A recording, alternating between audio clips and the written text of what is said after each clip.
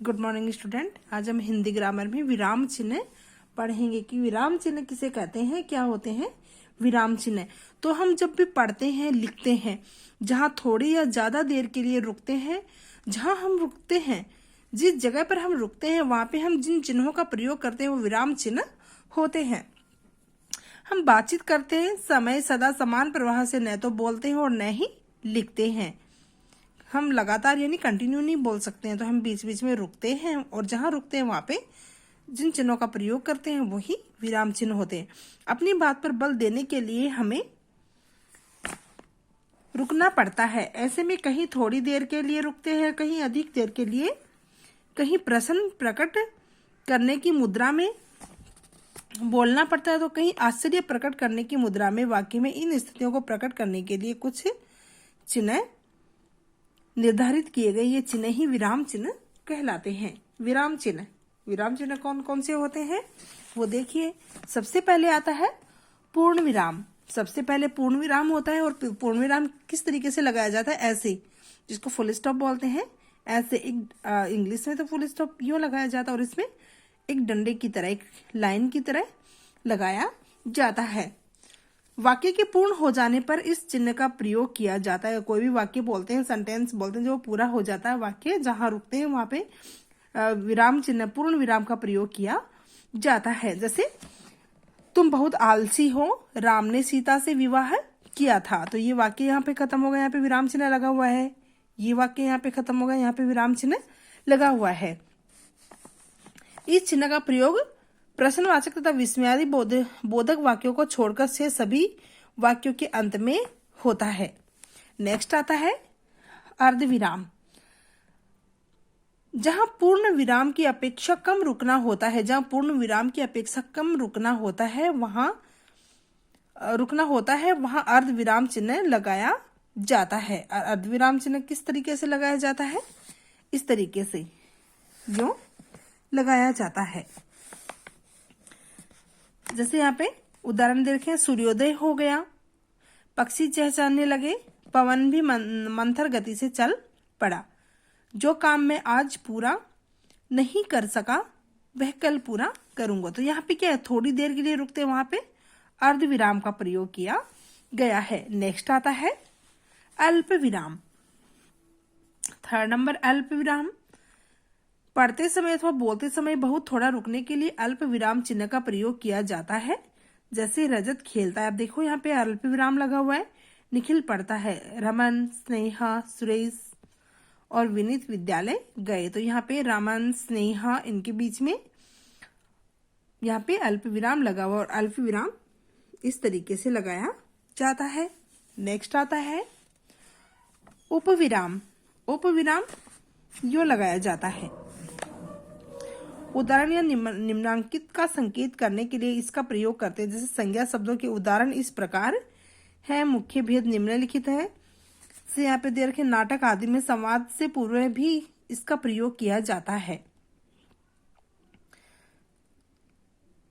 कोई भी संवाद होता है उससे पहले भी इसका प्रयोग किया जाता है। यहाँ पे देखिए, जैसे यहाँ पे कर रखा है, जूही, रवि कहाँ जा रहे हो, रवि, मम्मी ने मैगी मंगवाई है, प्रद्युमन, कल हम सब साथ ही मिलेंगे। तो यहाँ जिसका जो नाम आता है वहां पे भी इसका प्रयोग किया जाता है। कोई भी संवाद करते हैं, कोई भी बात बोलते हैं, जहां पे संवाद होता है तो उस संवाद की जगह भी यहाँ पे इसका प्रयोग किया जाता है। इसके अतिरिक्त जहाँ किसी बात को अलग करके दिखाना हो वहां भी इसका प्रयोग किया जाता है। जैसे होली, रंगों का त्योहार आदि।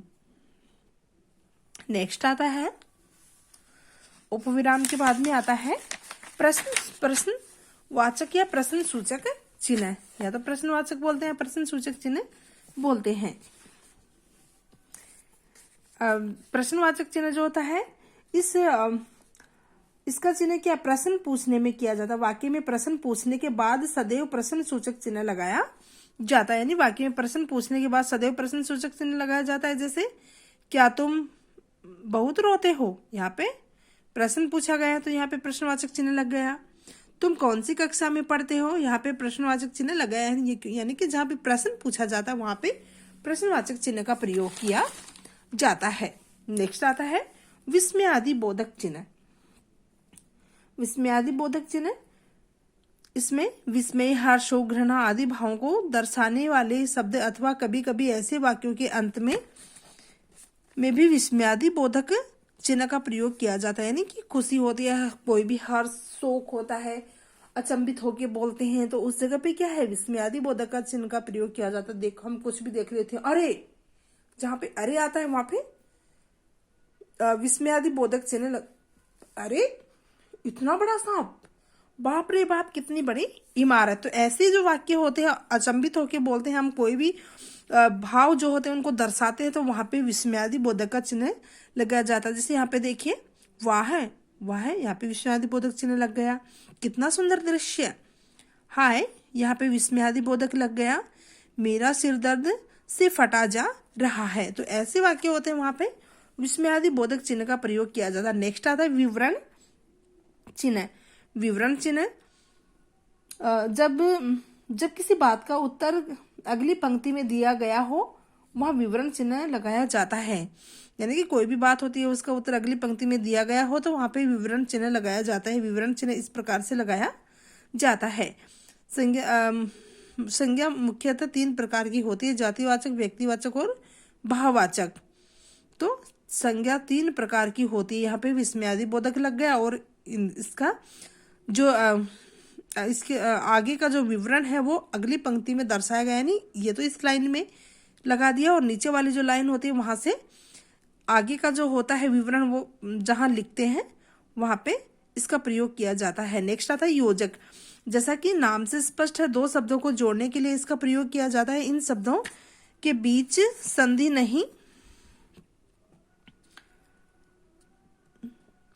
नहीं होनी चाहिए। जैसे दिन रात, भाई बहन, सुबह शाम, पाप पुण्य, खट्टा मीठा, माता पिता। तो जो बराबर के होते हैं उनके बीच में क्या है, जो समान तुलना में होते हैं उनके बीच में योजक चिन्ह लगाया जाता है। नेक्स्ट आता है संक्षेप। संक्षेप, हम कोई भी बात बोलते हैं, पूरा शब्द न बोलकर थोड़ा सा बोलते हैं, उसके आगे लगा देते हैं, ऐसे लगाया जाता है। किसी बड़े शब्द को संक्षेप में लिखने के लिए उस शब्द का प्रथम अक्षर लिखकर उसके आगे शून्य लगा देते हैं। जैसे डॉक्टर ऐसे लिखा जाता है, लेकिन जब इसको शॉर्ट में लिखते हैं या छोटा लिखते हैं तो ऐसे लिखा जाता है। पंडित यूं लिखा जाता है। प्रोफेसर यूं लिखा जाता है। तो इस पूरा न दर्शा के जब हम इसका आगे का नाम लिखकर फिर यहाँ पे ऐसे लगा देते हैं, तो ये संक्षेप होता है। नेक्स्ट आता है निर्देशक। जहां किसी विचार को विभक्त कर बीच में उदाहरण दिए जाते हैं, वहां दोनों और इसका प्रयोग किया जाता है। जैसे समस्त लोग, आदमी, औरत, बच्चे उत्साहित थे। जहां उपविराम का प्रयोग होता है वहां भी निर्देशक का प्रयोग किया जाता है। इसके अतिरिक्त किसी कथन को उद्धृत करने के लिए अथवा अगली पंक्ति में किसी निर्देश के लिए भी निर्देशक का प्रयोग होता है। जैसे सुभाष चंद्र बोस ने कहा था, तुम मुझे खून दो, मैं तुम्हें आजादी दूंगा।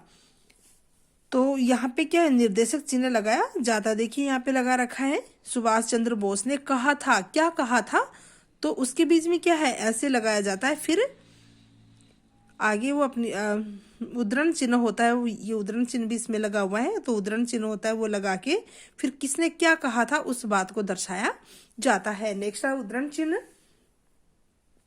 जहाँ किसी का कथन ज्यों का त्यों उद्धृत किया गया हो, वहां 2-2 उद्धरण चिन्ह लगाए जाते हैं। जैसे सुभाष चंद्र बोस ने कहा था, जब दिल्ली दूर नहीं, किंतु जहां किसी विशिष्ट वस्तु, पदार्थ, उपनाम आदि को दर्शाने हो, वहां एक उद्धरण चिन्ह लगाया जाता है।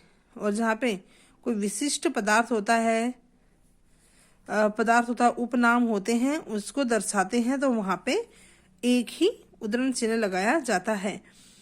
सूर्यकांत त्रिपाठी निराला हिंदी के महान कवि हुए हैं। नेक्स्ट आता है कोष्टक चिन्ह। लास्ट होता है कोष्टक। तो कुछ भी लिखते हैं उसको कोष्टक के अंदर बंद करते हैं, वो कोष्टक चिन्ह होता है। इस तरीके से लगाया जाता है। कोष्टक चिन्हों का प्रयोग निम्नलिखित 3 रूपों में किया जाता है।